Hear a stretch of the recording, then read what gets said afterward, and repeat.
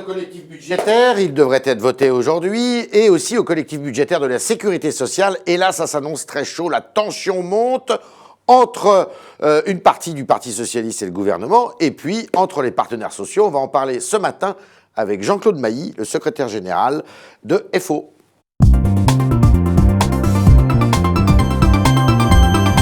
Jean-Claude Mailly, bonjour. Bonjour. 3 petites questions pour commencer. Croyez-vous à une inversion de la courbe du chômage d'ici à 2017 ? D'ici 2017, j'en sais rien, mais en tous les cas, cette année, non. Non. Le conflit de la SNCF peut-il repartir ? Dans l'immédiat, je ne le pense pas. Non. A priori, je ne le pense pas. D'accord. Redoutez-vous un vote bloqué, justement, sur le collectif du budget de la sécurité sociale ? C'est un peu curieux. Et en tous les cas, s'il y avait un vote bloqué, ça veut dire que le gouvernement n'est pas aussi sûr que ça de lui. D'accord. Alors, on va en reparler. Maintenant, on va écouter Jean-Marc Germain, qui est le député des Hauts-de-Seine du PS.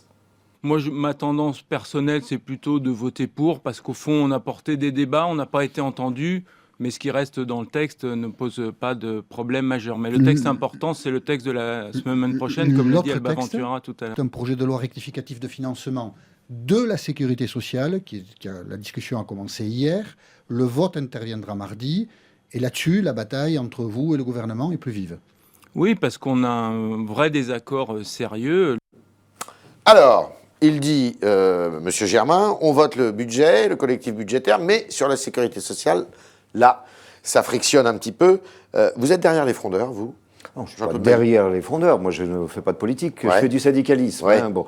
Vous êtes plutôt d'accord avec eux ? Non, mais je reconnais dans ce que j'ai lu de ce qu'ils ont produit qu'il y a des points d'analyse qu'on peut partager. Ils ont une vision de l'économie qui est plus keynésienne, moins néoclassique, si on prend les termes habituels, que l'est la politique actuelle du gouvernement. Alors, pas d'accord avec tout ce qu'ils disent, mais en tous les cas, il faut bien comprendre que le pacte de responsabilité... Mais qu'est-ce qu'il y a d'insuffisant dans ce collectif budgétaire de la sécurité sociale ? Ça veut dire qu'il faut bien comprendre qu'il y a deux choses globalement. Il y a à la fois le pacte de responsabilité avec toutes les décisions qui découlent, en allègement d'impôts, en allègement de cotisations. Trop de cadeaux aux entreprises, là ? Ça fait quand même une quarantaine de milliards sur 3 ans, d'aides diverses et variées, en intégrant le CICE, et 5-6 milliards pour les ménages. Bon. Mais ça va de pair avec le programme de réduction des dépenses publiques de 50 milliards. On ne peut pas isoler l'un de l'autre. Et là, on voit très bien, je vais prendre un exemple sur les réductions en matière des budgets des collectivités territoriales. Par exemple, vous avez, c'est quand même un fait assez rare, une déclaration commune du patronat des travaux publics et de plusieurs organisations syndicales, dont Force ouvrière, qui interpellent le gouvernement en disant « Attendez, si vous continuez comme ça, c'est près de 60 000 emplois dans le travaux publics qui vont disparaître. » C'est quand même pas aussi fréquent que ça. Mais la responsabilité des problèmes dans les travaux publics, c'est aussi la loi Duflot sur le logement. Non, travaux publics. Je parle pas de bâtiments, là. Je parle de travaux publics. Ce sont tous les travaux d'aménagement, d'infrastructure des collectivités. On est uniquement sur les travaux publics. Donc, c'est quand même pas aussi anodin que ça. Donc, comme le dit l'INSEE, d'ailleurs, comme le dit la note de Bercy qui a sorti la rapporteure du budget, cette mécanique-là a une mécanique récessive, au moins à court terme. Donc ça plombe la croissance, donc le chômage continuera à augmenter. Oui, mais là, ils vont rendre de l'argent aux ménages avec la réduction justement des charges aux ménages et aux entreprises, avec 9 milliards pour 2015. Oui, attendez, les ménages, il y a l'aspect fiscal. On va regarder plus précisément, parce que c'est pas encore très clair selon moi qui va en bénéficier ou pas. Après, il y a une réduction de cotisation salariale pour les salariés payés au SMIC. C'est quand même compliqué. Si l'objectif, c'est qu'en fin d'année... Qu'est-ce qu'il faut faire, alors ? L'objectif, en fin d'année, un SMICard est 500 € de plus. Moi, je pense que ce serait beaucoup plus simple d'augmenter le SMIC que de faire une mécanisme de réduction de cotisations sociales qui vont permettre un aménagement du pouvoir d'achat. Et quand je dis ça au gouvernement, on dit « Oui, mais si on augmente le SMIC, on donne un signe contraire à la volonté d'alléger le coût du travail. Donc, votre priorité, c'est d'alléger le coût du travail. » Donc, vous êtes d'accord avec M. Gattaz ? C'est pas une bonne idée, ça ? Non, c'est pas une bonne idée.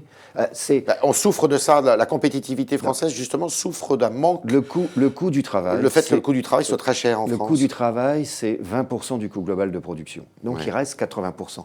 Nous, on se bat actuellement, plus que le patronat d'ailleurs, on se bat actuellement pour, par exemple, toutes les questions de transition énergétique soient prises en considération dans le cadre global de l'industrie. Parce que le coût de l'énergie, il est au moins, dans certains secteurs, plus important même que le coût du travail. Donc, on ne peut pas tout focaliser sur le coût du travail. Ce serait une erreur d'analyse. Est-ce que vous êtes pour la CSG progressive ? Non. Non. Nous ne sommes pas par la parce CSG. Que les frondeurs, il y en a certains qui en parlent. Oui, non, on n'est pas pour la CSG progressive parce que à la fois, ça changerait la nature de la CSG et ça préparerait une fusion CSG, l'impôt sur le revenu. Voilà. Et ça, vous êtes contre ça? Oui, la CSG a au moins un avantage, c'est qu'elle est fléchée sécurité sociale. C'est le seul avantage qu'elle ait. Alors que vous avez peur qu'elle soit diluée et que la sécurité sociale en fasse les frais. Ce qu'on demande, c'est qu'il y ait une réforme fiscale remettant en selle l'impôt sur le revenu. D'accord. Ça, on ne le fait plus.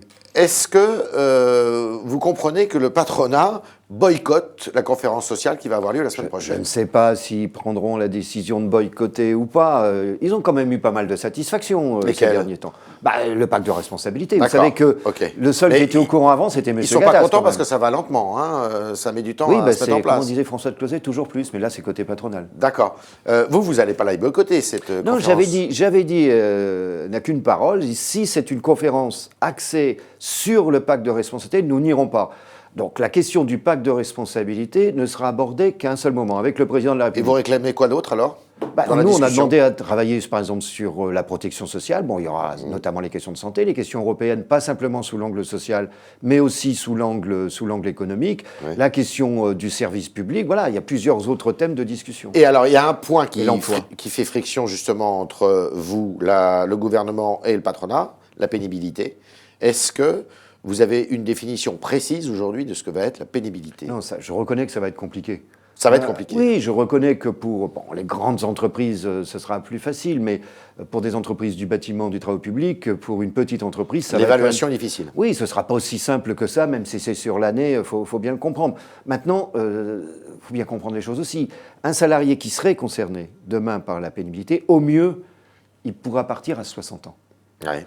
Avant, ils partaient tous à 60 ans, et ils avaient les mêmes dégradations des conditions de travail. Donc, c'est bien que la mécanique est en route, elle est insuffisante sur l'aspect pénibilité, mais en même temps, c'est bien compliqué pour partir à 60 ans. D'accord. Le dialogue social est-il en péril dans ces conditions-là? On voit que là, chacun se ressent... Non, il n'est pas. Attendez, il y a toujours de la négociation avec les organisations patronales, il y en a toujours. C'est pas moins bien avec Hollande qu'avec Sarko? Oh, bon, je ne sais pas s'il y en a plus qu'avant. Il n'y en a pas plus qu'avant. Attendez, sur le pacte de responsabilité, on a quand même un président de la République qui annonce ça un 31 décembre dans ses vœux, sans en avoir parlé aux syndicats. Il en avait parlé au patronat. Au patronat, oui. M. Gattaz est au courant, mais aucune des grandes organisations syndicales n'était au courant. En termes de dialogue, on peut quand même faire mieux. D'accord.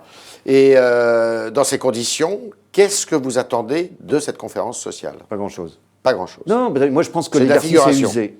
Il y a beaucoup d'opérations comme du côté du gouvernement.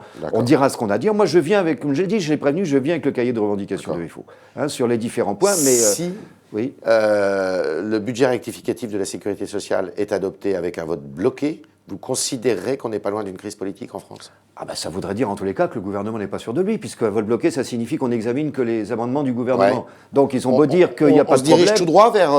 il y a quand même un problème. Parce que les amendements soient tous... On n'est plus très loin du 49.3 avec un vote bloqué. C'est ça. Or, toutes les réponses, on ne les a pas. Aujourd'hui, par exemple, je ne sais toujours pas comment seront compensées toutes les exonérations de cotisations patronale de sécurité sociale. Je ne sais pas. On dit, ne vous inquiétez pas. Ça ne suffit pas comme réponse. Comment vous compensez financièrement? Sinon, quel risque demain sur la couverture des assurés sociaux en termes de maladie? Quel risque sur les prestations familiales? Pour le moment, c'est le grand désordre. J'ai toujours pas de réponse. D'accord. Deux petites questions pour terminer. Est-ce que vous êtes derrière les intermittents du spectacle? Derrière les intermittents du spectacle, il faut, oui. Oui. Mais non, écoutez, on a signé une convention assurance chômage qui a été agréée, il ne faut pas mélanger les choses. J'entendais ce matin des artistes sur une antenne, sur une radio, qui disaient, mais notre problème, ce n'est pas le différé, c'est l'accord de 2003. Alors moi, je ne comprends plus rien, il faut savoir ce qu'on veut dans la vie, à un moment donné. On a préservé les annexes 8 et 10, il y a quelques efforts demandés qui sont 50% des... Donc il faut respecter l'accord général d'assurance chômage qui a été signé. Bien sûr. Mais il faut reconsidérer le problème des intermittents. Oui, parce qu'il y a deux aspects, et nous on l'avait demandé, d'ailleurs les signataires de l'accord l'ont demandé. Il y a un premier aspect, c'est pas un statut d'intermittence, c'est un type de contrat. Donc à partir du moment où il y a par exemple moins de subventions pour les directeurs de théâtre subventionnés, moins de subventions, plus difficile de trouver des contrats, plus de galères, mais c'est pas l'assurance chômage, il faut pas tout mélanger, il faut travailler sur l'activité en tant que telle. Vous croyez vraiment qu'on va trouver une solution pour les intermittents? Le gouvernement a sa part de responsabilité au travers du budget de la culture, et puis après il faut que certaines entreprises arrêtent d'abuser de l'intermittence alors que certains salariés devraient être en CDI. Bien sûr. Le Parlement a voté la semaine dernière une hausse des taxes de séjour touristique. Ça vous paraît de bonne loi? Non, je ne pense pas que ce soit une très bonne idée. D'accord. Vous êtes plutôt comme Montebourg, un peu inquiet là-dessus. Ah oui, non, mais je comprends, compte tenu de la tourisme, c'est un secteur important. Mais dans le même temps, je ne suis pas non plus pour qu'on ouvre tous les magasins le dimanche, comme le demande le ministre des Affaires étrangères. Non, j'entends bien. C'était le Talk Orange Le Figaro de Jean-Claude Mailly qui nous a dit que le dialogue social, c'était pas exactement ce qu'il souhaitait aujourd'hui dans ses conditions d'organisation, en tous les cas, et qu'il allait être extrêmement vigilant sur l'application de ce pacte de responsabilité qui ménage beaucoup les chefs d'entreprise, mais qui fait peu pour les ménages. Et donc, de cette conférence sociale, il n'attend pas grand-chose. Merci Jean-Claude Mailly. Merci à vous.